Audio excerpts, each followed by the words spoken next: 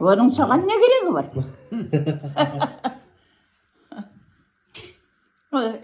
Үйленіп қойдың.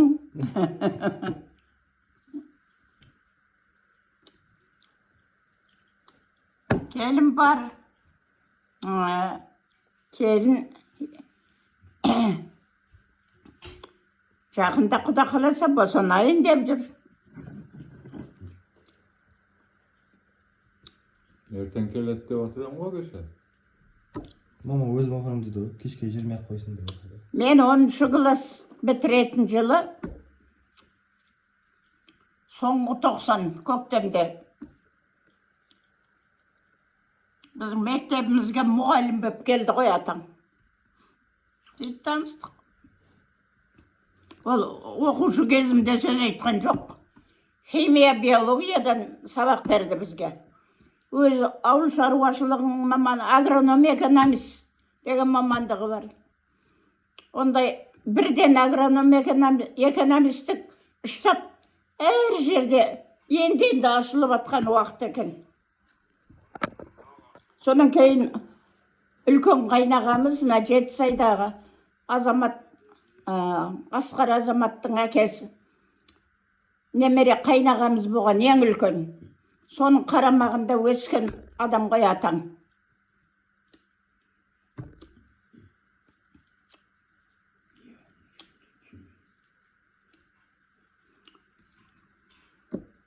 Ол кісі, о қайнағамыз ол уақытта мына жерде Қарақай деген жер бар ғой. Сөйерді Хрущев деп аталады ол уақытта.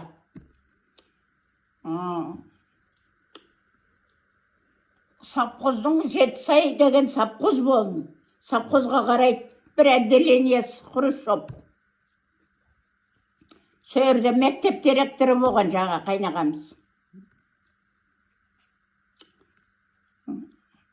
Ол ана біз оқыған мектептің директоры менен әрі көтен туысқан, әрі қатар жасты кісі.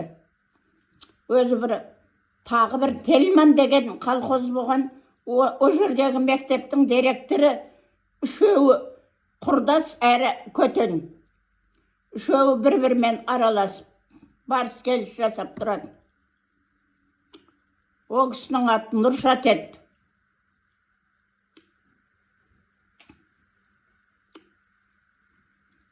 Нұрланды бірінші рет туып, қайнағам мен абысыным больницадан шығарып үйіне алып барды. Сөйтіп отырып, бір-екі күннен кейін жаңағы өзінің көңіліндегі адамдарды шақырды. Жаңағы мектеп директорлерін де шақырды.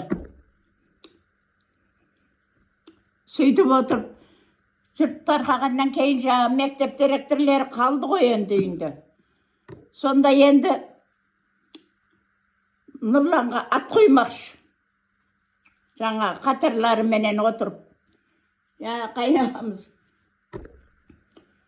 Ал, немереме ат тауып беріңдер. Біреу ананы айтады, біреу мынаны айтады.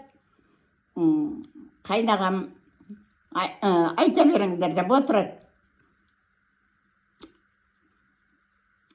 Біреу Нұржан дейді, біреу Нұршат дейді, біреу тағы басқа бір аттарды айтады.